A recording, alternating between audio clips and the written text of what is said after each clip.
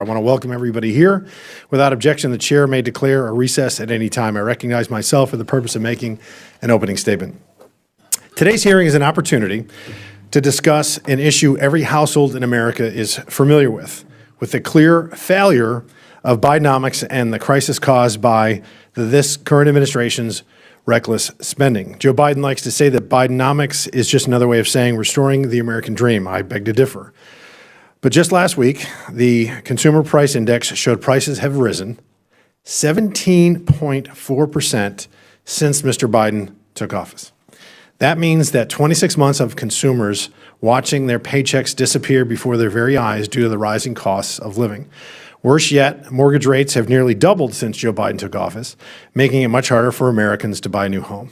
And that's clearly not the American dream.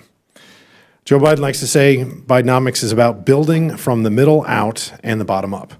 That's a clever slogan, but it doesn't reflect reality. But those hurt by the rising prices are low. In fact, let me say this. Those hurt most by these rising prices are low-income households and seniors that are relying on Social Security for their monthly retirement.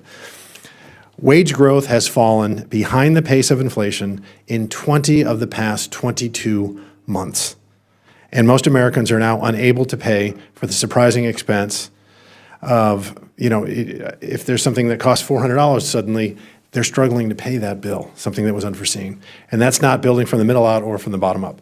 Joe Biden likes to remind us he promised not to raise taxes on anyone earning less than $400,000 a year, but as of June 2023, the average worker was paying an inflation tax, kind of an invisible tax, because what inflation is a tax on everything that we need and have to buy, which is effectively, that 13.5% is effectively like a second federal income tax, particularly for low-income earners. The truth is Bidenomics has been an abject disaster, and I think most of the American people know it. A recent poll found that 80%, let me say that again, 80% of Americans credit Joe Biden's policies for the current state of the economy, and 70% agreed that their incomes were not keeping pace with inflation. And if you see any poll in the last year and a half, 2 years, you've seen that the Biden administration scores, of all the major topics that we discuss, they score the worst on the economy. Our current economic track is nothing short of unsustainable, yet the Biden administration really doesn't seem to be concerned. In fact, Joe Biden considers the current environment a huge success, and he said that often on the campaign trail, proudly taking credit for every failed business that couldn't stay afloat under his crushing regulatory regime, or parents that are forced to pay bills with a credit card and then going into debt because their wages were not keeping up with inflation. Wow, friends, this is surprising news. Monthly inflation has just reached its highest level, thanks to rising gasoline prices. But some analysts say that retirees may benefit from the recent spike in gas prices. An even bigger monthly benefit boost could be on the way for Social Security recipients. My dear friends, please make sure that you watch until the end of this video for more information on this. My dear friends, please make sure that you watch until the end of this video for more information. Also, every Friday, I will be announcing winners for the Walmart gift card giveaway. If you would like to enter these weekly giveaway, friends, all you have to do is click and like several of my videos, and then comment below the keyword of each video that you watch.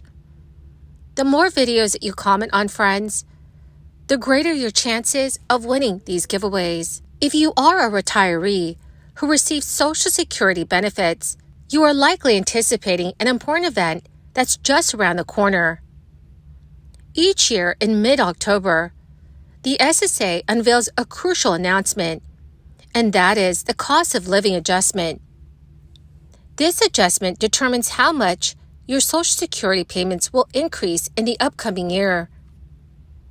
Recently, the report on August's inflation rates came in, and it brought potentially favorable news for Social Security beneficiaries.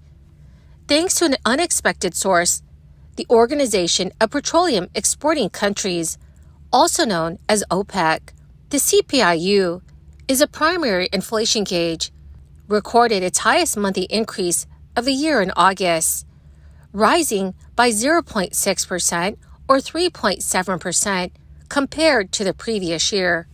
The main driver behind the surge in inflation was the substantial hike in gasoline prices, which shot up by 10.6% from July to August. Gasoline prices were the most significant contributor to the overall rise in monthly consumer prices. The price of oil climbed throughout August and has continued to rise in September, largely due to OPEC's production cuts aimed at boosting prices. OPEC has been reducing production for several months, resulting in the highest gas prices in the U.S. all year. Saudi Arabia, which is the largest OPEC producer, announced at the beginning of August that it would extend its voluntary production cut by 1 million barrels per day through September. These production cuts are anticipated to continue until the end of the year, as forecasted by the International Energy Agency, which expects the oil market to remain tight in the fourth quarter.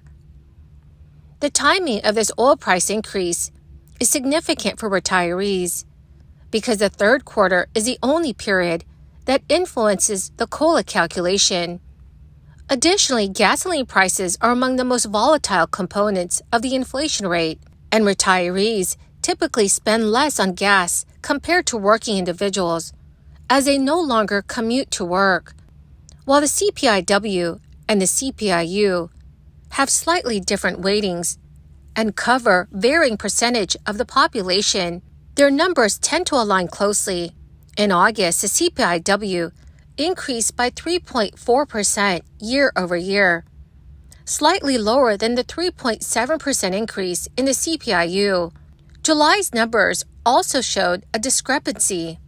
So with oil prices remaining high in September, it is expected that the annual CPI will resemble the August figures, indicating that the Social Security COLA for 2024 is likely to fall between 3% and 3.5%.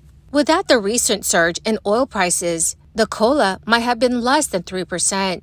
While no one enjoys paying higher gas prices, it is essential to note that gasoline prices are volatile, and today's prices might not accurately predict their levels in a few months. There is reason to be optimistic about gas prices decreasing in the near future.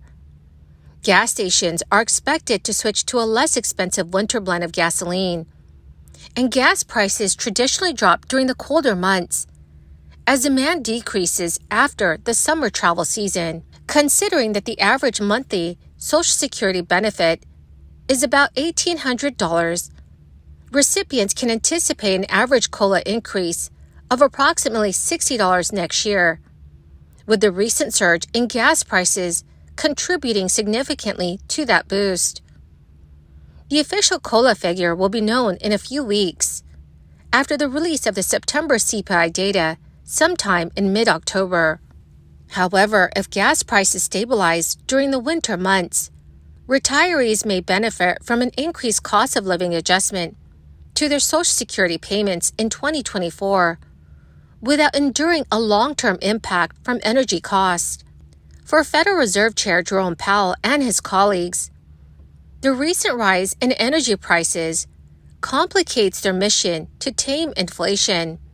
Economists at Morgan Stanley found in a recent analysis that energy price shocks have just a small impact on core inflation, but tend to take a sizable bite out of consumer spending. Well, my magnificent and most marvelous friends, that is the end of my daily stimulus update video for today. My dear friends, if you would like to enter these weekly giveaways, all you have to do is click and like several of my videos, and then comment below the keyword of each video that you watch.